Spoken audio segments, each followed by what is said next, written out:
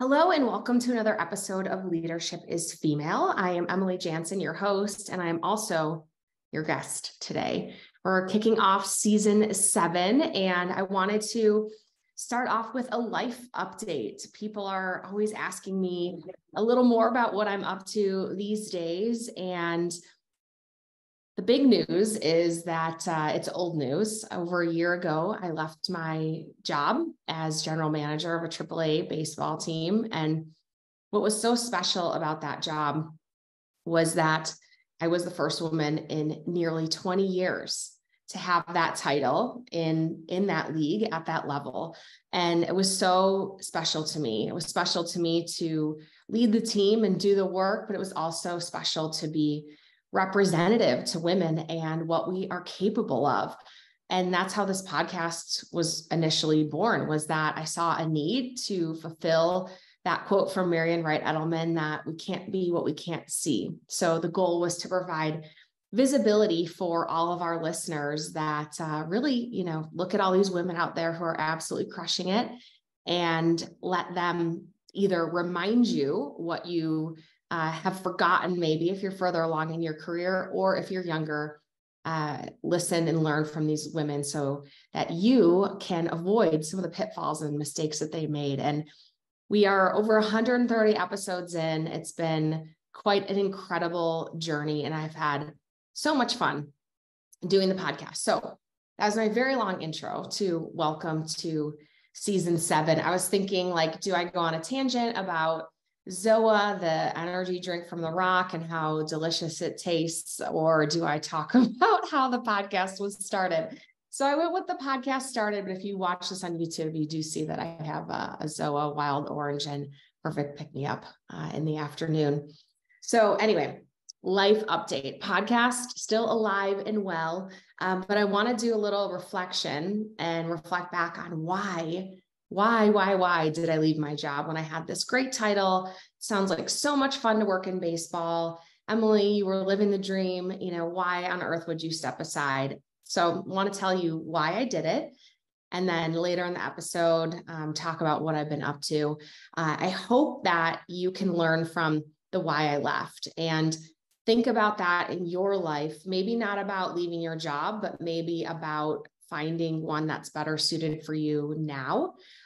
Maybe feeling more grateful for the amazing situation that you are in, or maybe helping to craft your 3, 5, 8-year plan for what you want next in your life. So why I left. All right. I was just about, actually, it was more than 3 years into the role when I had my 3rd child. And saying this makes me feel this response, oh, another mom leaving the workplace. And I never wanted that to be the story or the narrative of, what would define my life. So I think it's really evaluating what I wanted out of life and if I was aligned with everything, with my job and with my family. We wanted to add a 3rd baby to our family. We wanted a child more than anything. And it just happened to be the perfect little baby girl that we wanted to add. And what she did when she arrived, I think, was really set something off inside of me that made me not want to miss out on everything in life. I took a beat after she was born and I took a break from work. I actually took a maternity leave, 1 out of 3. I do not recommend. I think you should take more maternity leave than 1 for 3. But I was on maternity leave and I was thinking about what was next. I had lost my mom a year earlier, which was, devastating beyond belief, but also a huge eye opener for me on how I was living my life and what were the most important things. At the end of her journey with cancer, we were just thinking about how much we loved her and all the amazing moments we had with her. And I wondered, was I spending enough time with my kids at this stage that I wanted to, or was I dedicating too much time to the workplace? And when I was in the workplace, was I feeling fulfilled? Was I feeling happy? And what I realized that like this internal struggle of achiever and what I wanted next and how I wanted to live my life and the goals I would meet and the title I would have and the team that I would raise at work were feeling a lot more like I was pretzeling myself to like fit into this role that I may have outgrown, which was really shocking to me because I definitely thought I was going to stay several more years and then make a leap inside the sports industry to do something else bigger, better, better title. And like, I wasn't there anymore. And it was a really weird position to be in. And one of my good friends in the industry, she's sometimes like, man, Emily, yourself from like 3 years ago would have not even recognized in some ways, like who's talking today. But I think that's a good thing because I think we should constantly be evolving. And I think we should constantly be growing. And for me, this was a huge growth moment. Like, I feel like I spent a lot of time living in my ego and living in this status of achievement and being blinded to a lot of the other things around me, unless I was kind of collecting more accolades or more success for the people around me. And it was just this like head down running. And it came time in my life where I wanted to like pick my head up and really be intentional and recognize all that was around me. Another indicator here was like when I woke up in the morning, how excited was I to go to work? And my excitement to go to work was there, but it was in a way where I was super anxious. It was like, I have to get there because I have to do all these things. I have to show up for all these people. Like I could never be there long enough. I need to be there earlier, stay there later. And this was not the type of like boss and leader I wanted to be, was one who was working from a place of lack rather than someone who was like enough, was fulfilled. And I felt like my bucket for what I could sustain at work was emptying.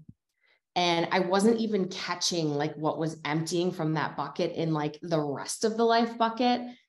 You know how we say like, you can have it all, you can be at all, but just not all at the same time. And when I hear that, I imagine that there's like 100% meter. And in that 100%, there's all these different areas of your life. And at any given time, like some go up and some go down, but you always maintain 100. I was like, had the buckets of life. And instead of moving the metaphorical, like liquid or energy into other buckets, it was like just escaping. Like the work bucket was emptying and it wasn't being caught anywhere. And I was like struggling at home. Like the whole thing was a freaking mess.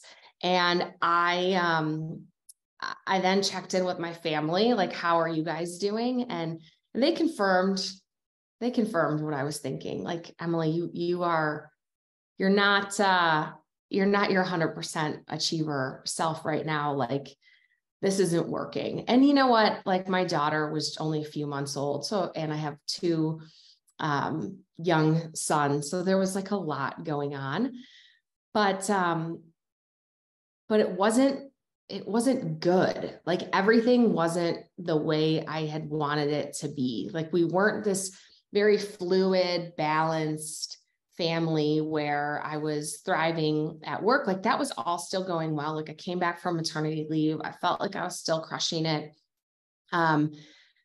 with my results, but like on the inside, I felt like, oh, I need to be home with my baby and my husband needs attention and my older boys want more of me. Like I just could never feel enough for anybody. And at the same time, I was also maintaining this amazing podcast and the amazing relationships with like so many women. And I was speaking on some stages and giving all this amazing advice that like I couldn't take myself. I wasn't taking my own advice and literally doing a lot of the things that I recommended other women do. And so I was like, all right, Emily, like take your own advice. Let's start to think about this. So I was doing a calendar edit. All right, where am I spending my time? Where am I wasting time? Like Where can I spend more time? Who needs more of me? And I just felt like, all right, if this is a new chapter in my life, and it's a chapter or a season, however you want to discuss it, like this, that means it's temporary. A chapter comes to an end, a season comes to an end. This season was unsustainable. Like I wasn't going to continue on this route. And I do realize like the enormous amount of privilege I have that I was able to leave my job in the first place. I will say that, my husband and I, when we started our lives together, like literally we're down to the last dollar every single month and worked really hard over this amount of time to have the opportunities we have today. So I definitely want to like acknowledge the effort that went into being in this position. But absolutely recognize the amount of privilege I have that I could walk away. But walking away was something that I absolutely needed to do to recenter myself. And I always said, and I always will say, like, I was always capable of still getting the job done. I could always do the task. I could have always shown up. I could have continued to lead and stay curious and do all the things that I talk about as a leader. But on the inside, like me, the person who was leading this life, didn't want to sustain that amount of responsibility and that amount of juggling. I had come to the end. I'd come to the breaking point, and I'd encountered so much advice along the way. When you're at this point, if I leave, it provides new opportunity for somebody else. Fresh blood in an organization, I think, is always a good thing, one way or another. And the next thing would be that I would find my next challenge. I was not leaving to be a stay-at-home mom. Major props to all the women out there who can do it. My patience runs out by 10 a.m. every day. And I think you're an angel, especially those moms who also homeschool. Like hands down, that is a really freaking hard job. And I give you all the credit in the world. So I had to figure out how I would still earn money and stay busy and find the challenge that I wanted to in the workplace. And that didn't come right away. Like I spent a couple of months just figuring out what way was up. I had this enormously busy schedule, and then I didn't really know what to do with myself anymore. And the first thing I had to do, whether it sounds silly or not, was deal with my ego. I no longer had that title or that way to introduce myself, or the people in this community who knew me as that person. Like it became a was, or I did, or formerly. And I think there's some work that needed to be done there to sort of let go of what that was. It was like, honestly, it was like I was married or had a boyfriend that was the ballpark, and we broke up, and I now needed to like become my own person aside from the person who was with that job. That took quite a bit of time. And I finally decided a few months in, I maintained the podcast, which was just like such a steady constant in my life. And I needed some new goals. And thankfully, right in January, I got messages from two friends who sent me the link to try out, essentially submit a proposal to be a part of TEDx Reno, which is one of the top TEDx in the country in terms of production and selection. And I didn't think too much about it. I reflected back on the leadership lessons that I had always shared with my team and the leadership lessons that come through the podcast, came up with some ideas, submitted a proposal, and kind of moved on to the next thing, which was I was going to run a marathon. So something I had always wanted to do. So I signed up for that and began my training. I also decided I was going to do some consulting work. I was available. I had time in my schedule, and it was time for me to get a client or two. I was also going to continue the podcast, and oh yeah, let's not forget, like I took this sort of hiatus from working crazy hours to spend more time with my family. So I was more intentional with my kids and my husband, and taking vacations, which was something I had realized after I left my job that I always said no to. Hey, do you want to go away for the weekend? No. Like, I wanted to be home because I wasn't here very often. Or what about spring break for the kids? Well, that's a couple weeks before, or the week before the season starts, can't go. How about we go down to Waste Management and see your brother? Oh no, I can't find a babysitter. We can't leave. Like, it was just can't all day long. And what I was always saying no to was everything in my personal life. So I had, husband, kids, and family. I had TEDx that I applied to. I was training for a marathon, and I was getting my consulting business up and running. So the consulting business piece, I had built a website and started telling people that I was available for hire. No big marketing campaign, no big splash, but at least I had something to put on my LinkedIn. And I got a client pretty quickly, which was awesome. And I think pays a lot into the relationships that I have. The second thing was TEDx. I got a call back that I was conditionally approved to give a talk, but I needed to provide basically another pitch, like what would make mine unique. If you've listened to past episode, I talked all about getting involved in TEDx, gave my pitch, really worked on selling myself and my idea and what I would do. They said yes. And so that began like the speech writing process. Was in marathon training, which I just want to take a second to like talk about what that means. I'm like flippantly just announcing I'm signing up for a marathon.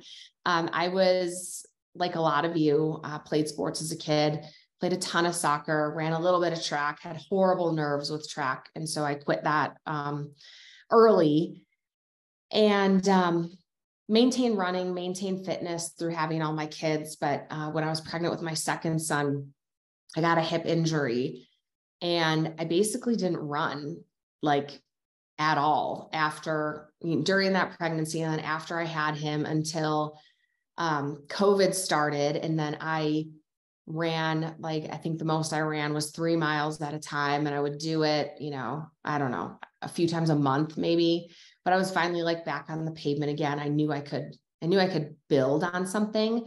Then I had my daughter, and I rode Peloton a bunch and took boot camp classes at my local gym, but I wasn't running. So I feel like I was like couch to marathon in some regard. I was in shape, but not in running shape. And it was like a big deal for me to do this. This was not, oh, I've always ran, now I'm just going to run farther. This was like, I had an injury. I definitely felt like some trauma around being hurt and not being able to do something.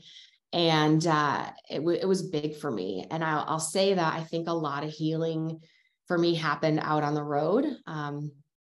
So much just like being outside is huge. And we know from science, like how good that is for you. But having those small wins, like every time I completed a run, was really big for building my confidence. And confidence is something that I speak and I talk about a ton. So the marathon was huge. So I finally do the TED Talk, and I did the TED Talk after I went on vacation with my family. We took a nice long vacation. So I felt like May I landed a client, a pretty big client. I was training for the marathon. I took a big vacation with my family. We were gone for 10 days. I had never taken a 10-day vacation literally in my life. And then the week after we got back, I delivered my TEDx talk. And it was like such a huge turning point for me in my career and in this like new iteration of what I thought I was going to become.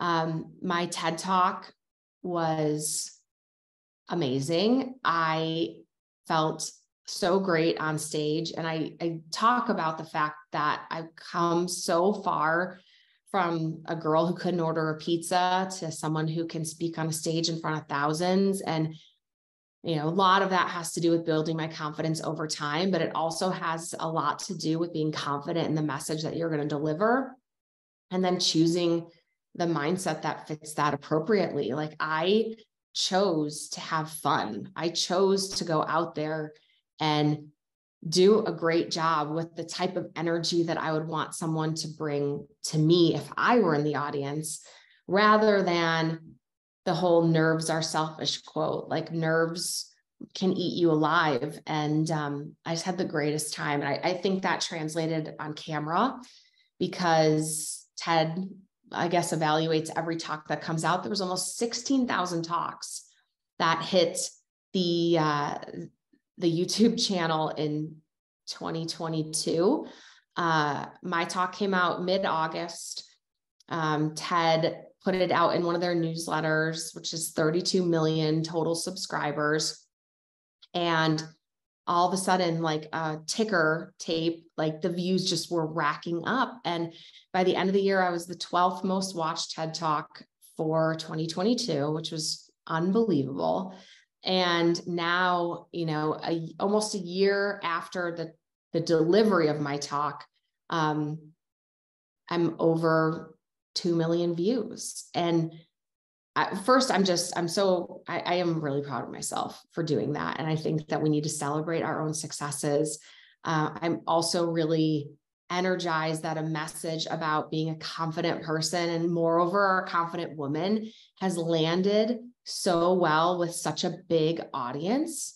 I think that just speaks volumes about what people need and who they're willing to listen to get that information. I think that's just remarkable. It's a lesson for all of us that if we've got something to say, man, we just got to get the grit and the willingness and the willpower and the confidence to get it out, because you never know what type of impact that's going to have on people. And with the success of the TED Talk led to another avenue that's open for me, which is public speaking. I've been booked to speak at conferences and do Zoom calls. And there's this whole business in delivering a message. And I get to be a part of that. And it has been amazing, not only because it allows me to do something that I'm passionate about, but because I can vividly and very clearly see the impact that the talk is having on the audience, even if it's over Zoom. You see the comments start lighting up in the corner. If you have people's faces in a gallery mode, you see them nodding, you see them smiling, you see their eyes light up. And the opportunity to have that type of impact on even an individual is incredible, let alone a huge group of people. So that has been amazing, and something I wasn't really sure I would see light up for me in the future. I just kept taking like the next right step to see it happen. I've since added another client that I work with in marketing. So I've done event operations, and I've done a strategic marketing plan. And then coupled with that plan has been coaching for the marketing and leadership team, which has been really amazing to help internal change within an organization. And I really feel like I kind of have that secret sauce to be the person who's kind of like looking from the outside in and looking at the people. Who are the players? How are they contributing? How can they better contribute? What are you missing? Sometimes when you're working day to day in a company, there's something hovering right in front of your face that you can't see because you're too close. So having a consultant is so useful. And I've finally been able to be that consultant, which has been really fantastic. And just working with diverse organizations has also, I think, really strengthened my skill set, because there's so much more visibility that I have to the inner workings of different structures of businesses. So pretty great clients, TEDx talk that blew up and has led to paid speaking gigs over Zoom and all around the country. I am traveling more with my family. I'm not saying no to these trips. I finally have the flexibility in my schedule that I have wanted. And my other little job here is I'm coaching my two boys' soccer teams, U6 and U9. Freaking love it. Showing up every week for practice and then coaching them on the weekends. I should have known I would love it, but I think I never allowed myself to because I never had the time before. And I just know when I look back on my life, I'm absolutely going to remember the days of standing on the sidelines and helping teach these kids a game that I love, and also teamwork and just seeing them have so much fun. Although my 6-year-old said, Mommy, you don't coach us, you just yell at us from the sidelines. So I think there's a little bit of a gap I still have to work on there for sure. But I can't help but use my loud voice to tell them where they need to be to score their next goal, or get back on defense to save a goal, because it works both ways. You got to be defense and offense. So that's been so much fun. Definitely filling up that family bucket there. A big challenge for me in my challenge bucket this year has been, I'm working on writing a book. I am about halfway through. My book will support my talk. So it's all about confidence and willpower and intention, and making those changes inside your life so that you can achieve your biggest goals. And it is a lot my story, which has been fun to go back and write about, but also the stories of these amazing women that I've interviewed on Leadership is Female podcast, and how they have overcome specific hurdles or employed specific tactics to get where it is that they want to go in their life. And it's been really fun to write, and I've really enjoyed that process. I am such a doer. Like it's funny recording this episode and talking about clients, speaking, coaching soccer, traveling with my family, spending time with my husband, all these goals that I'm doing. And none of them are like the traditional route that I was running for 15 years within a corporate situation or team side. Like I'm really carving my own path moving forward. Organize your day and define productivity. And so I guess the other thing that I want to say here is, like, really consider what you want in life and do a good check-in with yourself on if you're living true to what it is that you want. Just wanted to give you that life update, celebrate the beginning of season 7 of Leadership is Female. We've got some incredible interviews coming up very soon with some amazing women, and also just a little bit more of me. I want to share more with you about my journey, share some of the tips that I've learned along my career so that I can continue to lead you forward. So, few housekeeping items at the end of the episode. If you've got any questions for me, please reach out to me on Instagram at Emily Jaenson or at Leadership is Female. If you love this show, if you feel inspired by this show, please follow us. Hit that little follow button for the podcast. Leave us a 5-star review and a nice little note, and it helps us so much. It helps us to reach other people and just make a larger impact for women in the workplace as a whole. And if you have any ideas for short show topics, whether that's a guest or something you want me to discuss, hit me up. I love to take those referrals and those ideas to better serve you, my audience. So can't thank you enough for sticking with me for all this time on this crazy journey of life. I hope that I can continue to lead you forward to whatever is the best journey for you. So keep at it. And as I always say, let's go.